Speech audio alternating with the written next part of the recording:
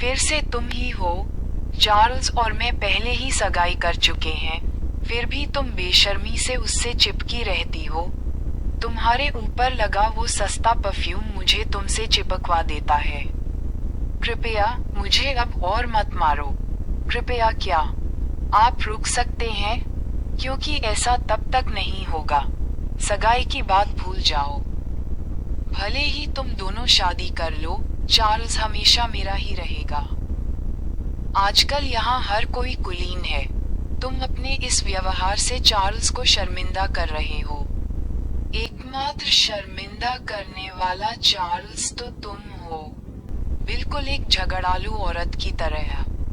अरे, क्या तुम्हें याद है कि उसका वो उपनाम खलनायिका जैसा हुआ करता था? उसने मॉर्टिमर परिवार को पूरी तरह से अपमानित किया है।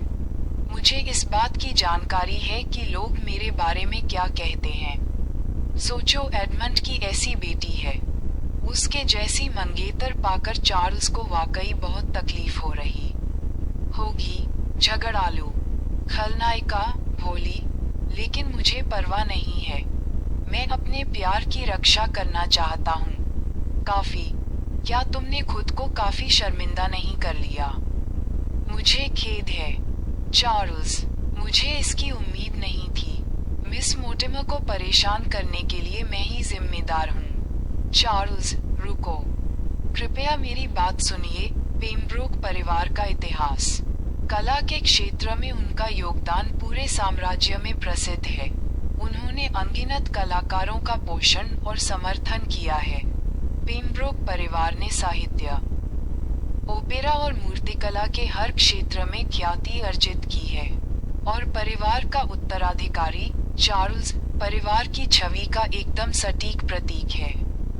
ज्ञान और परिष्कार, सुंदरता और आकर्षण से परिपूर्ण, किसी परी कथा के राजकुमार की तरह बिल्कुल परिपूर्ण। ज्ञान और परिष्कार, सुंदरता और आकर्षण से परिपूर्ण, किसी परी कथा के राजकुमार की तरह बिल्कुल परिपूर्ण।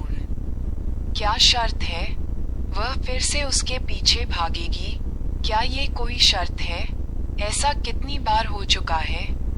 वो साम्राज्य की नंबर 1 दीवानी होने का खिताब जीत सकती है। मैंने अपने प्यार के लिए कोशिश जारी रखी।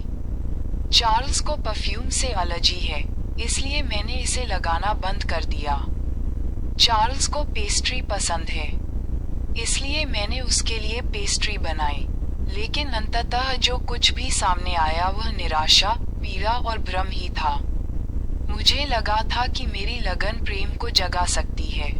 जब मैं उनके साथ यात्राओं पर निकला, तो मैं अपने पिता के अंतिम क्षणों को देखने के लिए भी समय पर नहीं पहुंच पाया।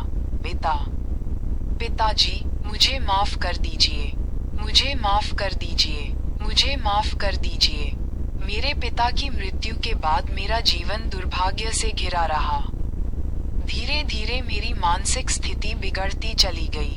जब मृत्यु का समय आया, तब मैंने अंततः अपने संक्षिप्त जीवन पर विचार करना शुरू किया। तथाकथित प्रेम की तलाश में मैंने अपनी गरिमा त्याग दी, अपने प्रिय इत्र के करियर को छोड़ दिया। मैंने अपने पिता के साथ समय बिताना भी उपेक्षित कर दिया। मैं भूल गई कि हम आखिरी बार कब साथ में शिकार पर गए थे। वह व्यक्ति जो दुनिया में मेरी खुशी सबसे ज्यादा चाहता था। फिर भी मैंने उसे अकेलेपन और बीमारी के बीच छोड़ दिया। मेरे लिए अपनी चिंताओं को ढोते हुए वह अकेले ही मौत की ओर चल पड़ा। इसके लायक नहीं है। इतना बलिदान देने लायक कोई नहीं है।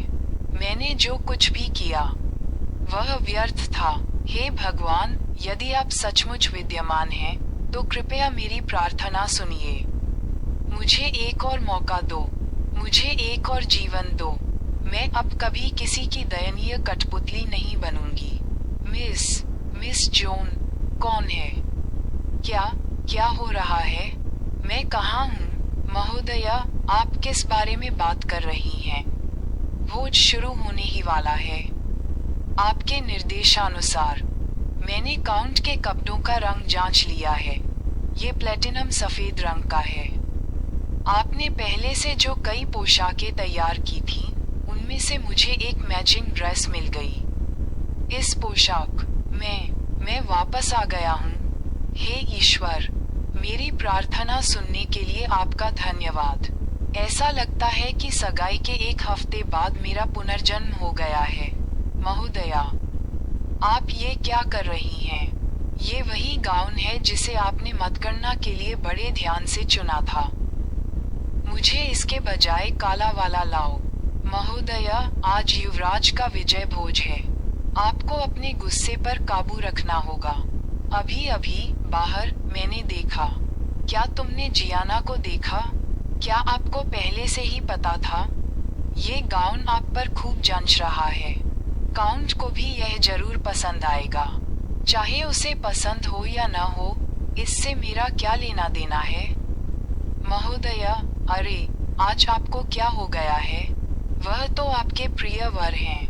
वर? मैं उससे सगाई तोड़ रही हूँ। कृपया वोट करें, कृपया बुकमार्क करें, कृपया टिप्पणी करें। आपके समर्थन के लिए धन्यवाद।